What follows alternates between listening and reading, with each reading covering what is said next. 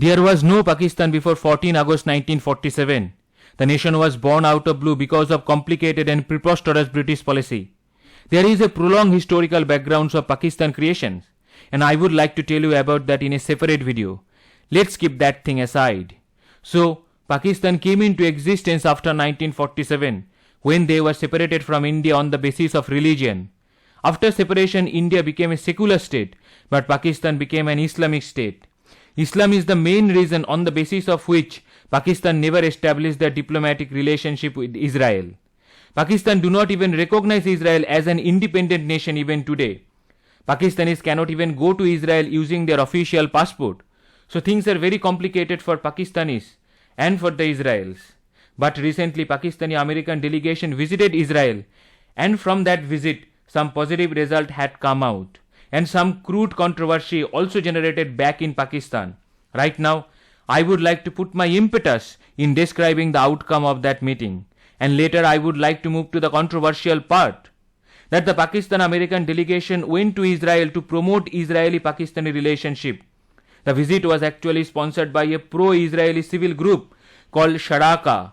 Sharaka is a non-governmental organization established in 2020 by people from Israel, United Arab Emirates and Bahrain. This organization came into existence after the signing of Abraham Accord. The group works for connecting Israel with Gulf countries. So their intention is always been good since its inception. Anyway, the Pakistani delegation was headed by Pakistani American lobbyist in United States, Anil Ali. In that group, there was a Pakistani media person, Ahmed Qureshi, who happens to be the anchor of Pakistani state TV channel.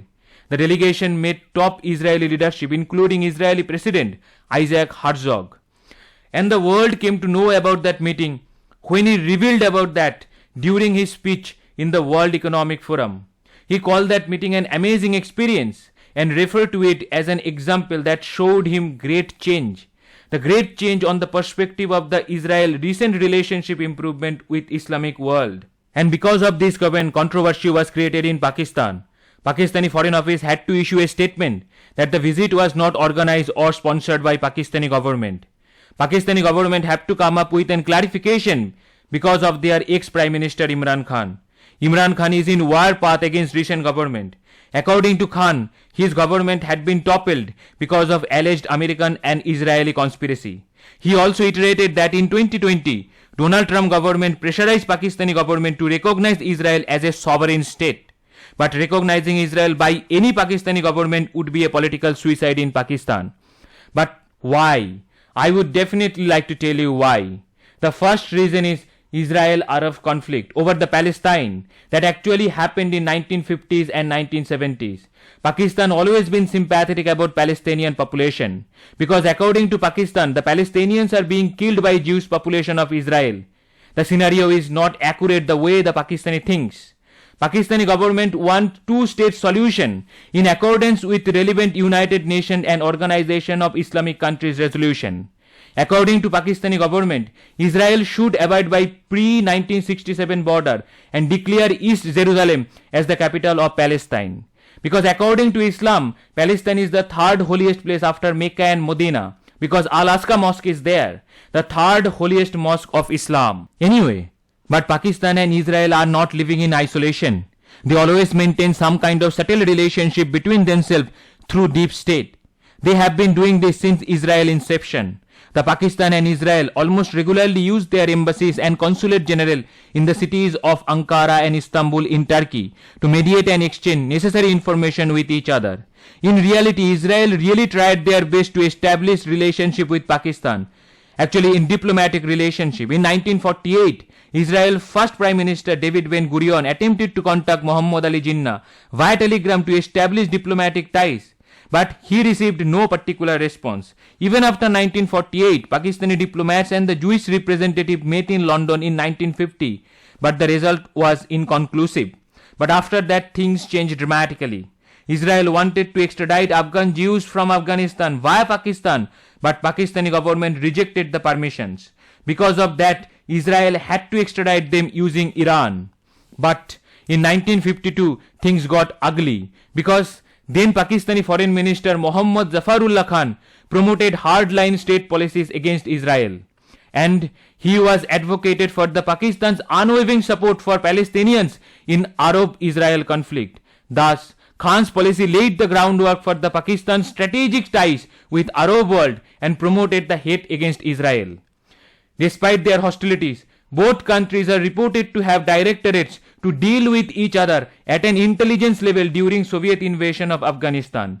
During that time, Pakistani President Ziaul Haq directed the inter-service intelligence to establish contact with Mossad. In collaborations of ISI, CIA, Mossad and MI6, they ran Operation Cyclone in Afghanistan. They provided Mujahideen funds and weapons to covertly operate against Soviet aircraft. Apart from this information, Pakistani people should know that in 1968, Pakistani General Ziaul Haq sent Pakistani army for money and killed 25,000 recorded Palestinian people, and even Palestinians do not want help from Pakistans. Not only that, Pakistani government tried to build relationship with Israel in different instances. In 2005, when the former Pakistani foreign minister had held high-level dialogue with foreign minister of Israel. And then in 2018, it was ostensibly a private jet that reportedly flew to Islamabad from Tel Aviv. In 2017, then Prime Minister of Israel Benjamin Netanyahu reported, and I quote, "We are not enemies of Pakistan, and Pakistan should not be our enemy either." But most shocking news came in 2013 when Israel exported military equipment including high-tech gear used in combat jet over 5 years to Pakistan. Most recently, during Imran Khan government, the unrest erupted in Pakistan after a report from an Israeli source that a senior member of Pakistani government had visited Tel Aviv secretly, and he also met some MPs of Israel. There was also a report that odd fuel fire and the Pakistani took part in the Black Sea military drill with Israel, which was led by United States. The former Pakistani Prime Minister Imran Khan also addressed that the Pakistan was being pressurized by the powerful friendly countries to recognize Israel. He never gave the world that what is the name of his powerful friendly country. According to me, it might be United Arab Emirates or Saudi Arabia. So, not building diplomatic relationship with Israel is Pakistan's loss, because Israel is one of the most advanced educated nations of the world. It produces highest number of PhD holders. Israel also possesses cutting-edge technology that might help Pakistan in agricultural production, water purification and education. But Pakistanis are religious bigot. They are blind follower of Islam and their mindset is medieval. So they will never understand the value of Israel ever in their life. So now we have reached our question. The first question is, when the border of Pakistan was drawn? First option is 14th August 1947. Second is 15th August 1947. Third is 16th August 1947. Fourth is 17th August 1947. The second question is, the capital of independent Pakistan was during the time of independence. First option is Karachi. Second option is Faisalabad. Third option is Islamabad. And fourth option is Lahore. So this is the end of the topic.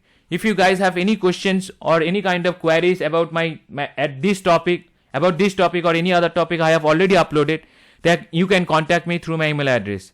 If you found this topic as informative, then please subscribe my channel.